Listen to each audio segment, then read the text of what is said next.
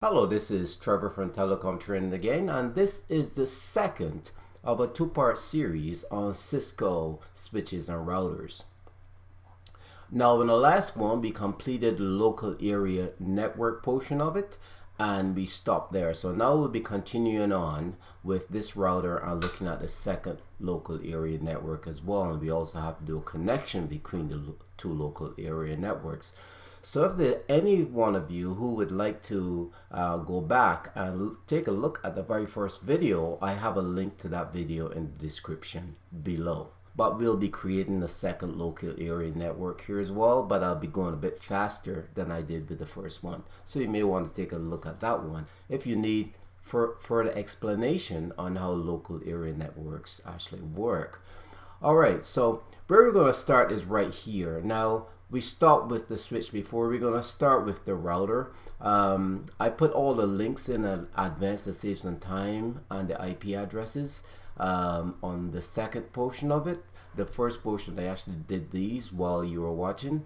Here I put them in advance so that we can save a little time. Okay, now let's start with this router here. Clicking on it. Now what you'll find is with this router, if I go in here and I go, you have to go no, enter, enable, and if I go show IP interface brief, okay, now you will see that I have a gigabyte interface 0/0/0 is down. Gigabyte 0/0/1 is also down, and also 2 is down. So we have three interfaces plus a VLAN interface. Now none of these interfaces would work for us. We actually need a serial interface to connect these two routers together. So how we can do that is to go into the physical area here. Here you'll see our Ethernet interfaces right in this area here, and these areas here are actually free. There's nothing there. So we're going to take a serial interface and drop into this slot here. But if we try to do it just like this, this is where we take it. It says cannot add a module when the power is on. We're trying to add this serial module as a 2-port module to this area here, and it wouldn't let us. So what we have to do is to take the power off. This is the switch here. Just click on it once, and now we should be able to move it. No, it stays. So we turn the power back on here and go back to CLI, and you can see here that the switch is booting up. Okay, so we have to do the same thing with the other side as well. So this side here, we just turn the power off, put that to there, turn the power back on, and you can see the router booting up. Okay, so now what we do is we make a connection between these two, because it wouldn't let me do that either before I actually put the card in, obviously, okay, because you have nothing to connect it to. It's just like looking at the back of a router. If you don't have a connection on the back of that router to connect your cable, you can't do anything with the router, right? Alright, so here, this is our cable. We have two types, serial DCE and serial DTE. We need the serial DCE because this one has clocking. Okay, the clock here tells you this one has the clocking. So I just click on that, click there, serial 0/1/0. Now I have the serial interfaces in addition to the gigabyte interface. So now I click on the serial, come over there and click on that again on this side, and here we go. We have that connection made. So what I would do now is to go back into the router. So here we go.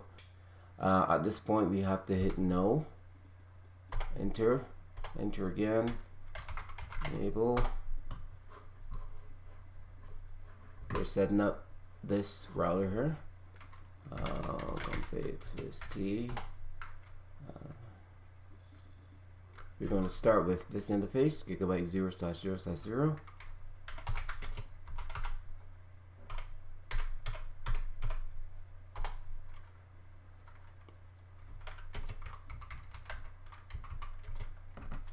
IP address 192.168.2.1. Subnet mask is 255.255.255.0, and that's it. Just go no shut on that interface, and you should see this interface turning green. This one will turn green within a few seconds as well. Now I have to go onto this interface here, so I'll go exit and interface with SE0/1/0. So here I will bring that interface up by putting the IP address onto that interface. So IP address 192.168.0.1 space 255.255.255.0. Enter. No shut to bring that interface up, but you wouldn't see that turning green like this one did right now. This part will remain red for the serial interface, but this is supposed to turn green, this flag right here. So we'll see that turning green only after we set this one here up as well. So you go SE0/1/0, that's the interface we're going on to. SE0/1/0 IP address 192.168.0.2 space 255.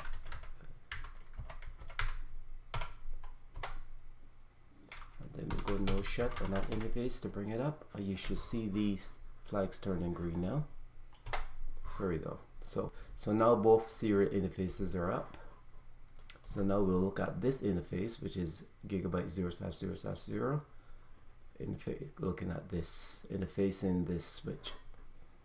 So I'll go this is 0/0/0.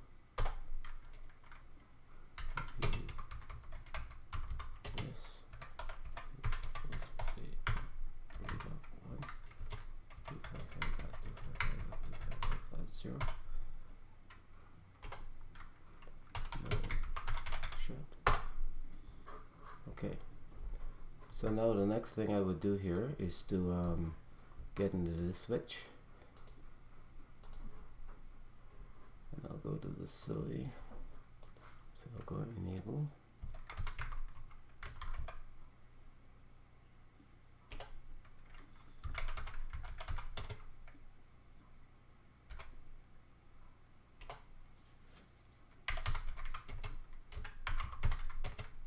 I'll have to go into the VLAN interface to put this IP address in.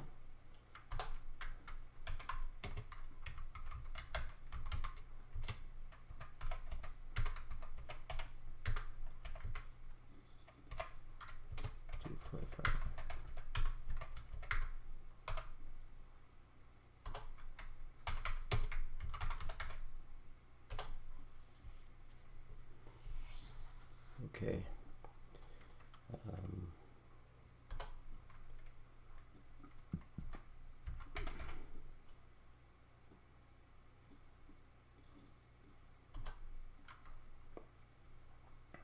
And here I would also have to point to this router as the gateway.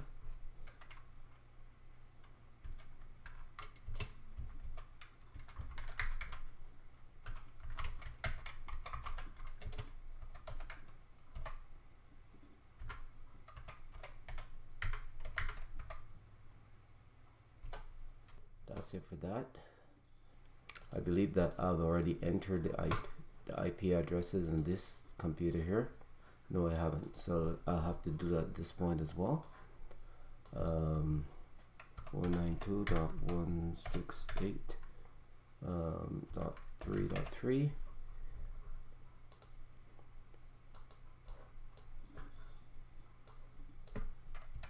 .168.3.1. That's it for that.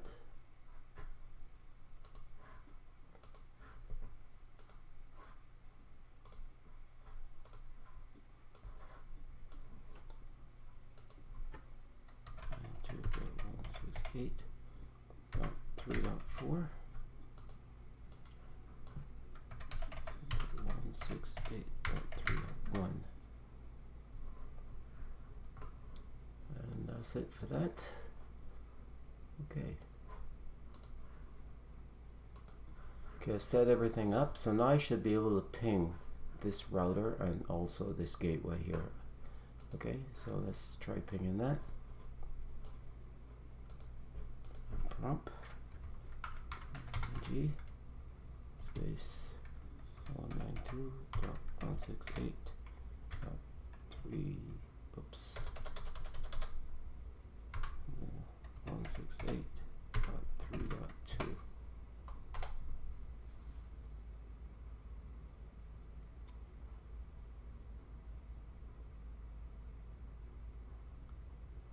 Okay, the first time you ping it, sometimes it doesn't go through all the way, but there's nothing wrong with it. I'll just repeat that command again. That's a default with Cisco Pocket Tracer. Sometimes it doesn't go through right away. But here we go. I did the same command again. I send 4, receive 4, 0 loss. So we're good to the switch. I would be able to do the same thing from 3 as well, but to save time, I won't at this point. And I'll ping the gateway as well. Ping 192.168.3.1.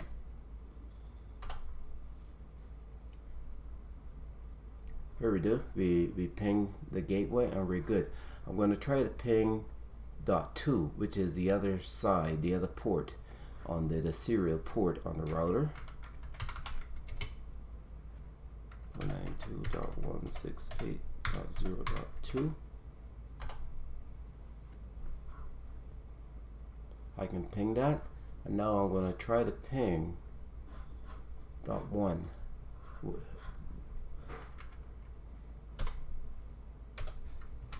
Ping .1. So as you can see, I cannot ping .1. It's not coming up. It's going to time out. And the reason for that, because I have to put the route in. I got to tell the router where to go to send that ping, because I can't ping anything across this loop here until I put that command in. So I'll show you how that is done right now. First of all, I have to go into this router here, and I have to go, let's go, that's it. I have to go onto this interface, the gateway interface. So go face space GIG 0/0/0, and now I have to go IP route space 192.168.2.0, which is the network IP for this network here. This network goes from 2.1, but 2.0 is the network IP, so that's what I'll use for there. 255.255.255.0. And I also have to tell it what the next hop is, which is this IP address here. From this router here, this router is the next hop. This interface here is the next hop that you'll put. So this is the IP address for it.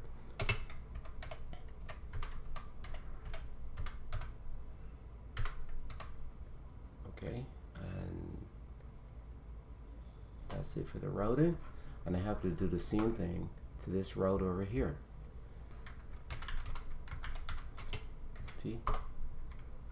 NT space GIG 0/0/0. And then I have to go IP route space 92.168.3.0. This network here will be a 3.0 network.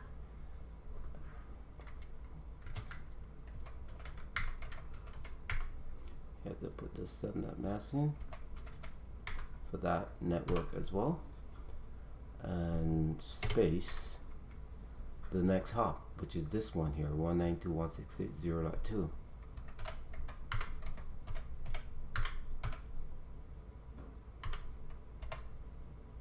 enter.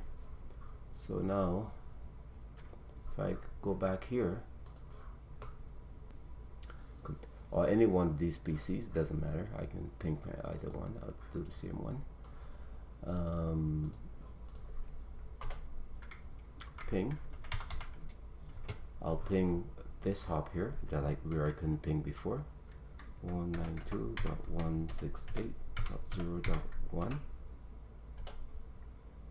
Now I'm getting a reply that I put the routing in. Now I'll try to ping this computer here. See if I can ping that.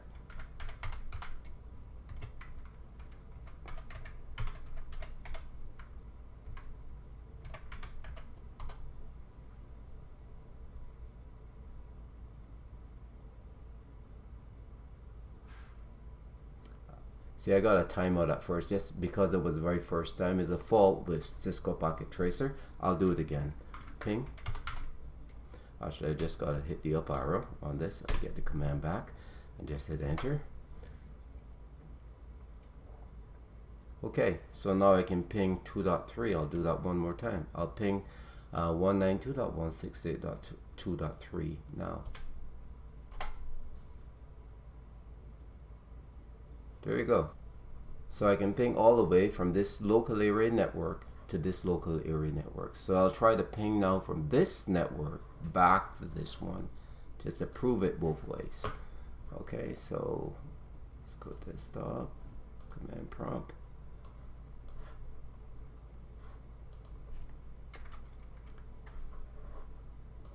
Move this out of the way a bit here. So just go ping space 192.168 comma dot 168.3.3, and it's working to that one as well. I'll ping PC3 now, change that to .4.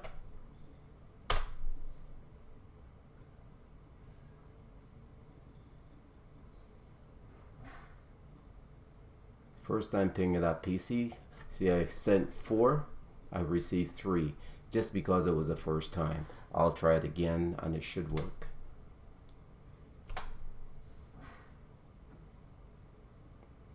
There you go. A ping sent 4, received 4 back, lost 0 this time. So everything works. So we were able to set up 2 local area networks, set up the serial cable. We were able to put the IP route in from one router, going from one network to the other network, which allow us to be able to ping right across the serial cable through to the second network and also back the other way. If you haven't done so, please don't forget to hit the subscribe and notification button so that you'll be notified as soon as our new videos are released. My name is Trevor and thank you for watching.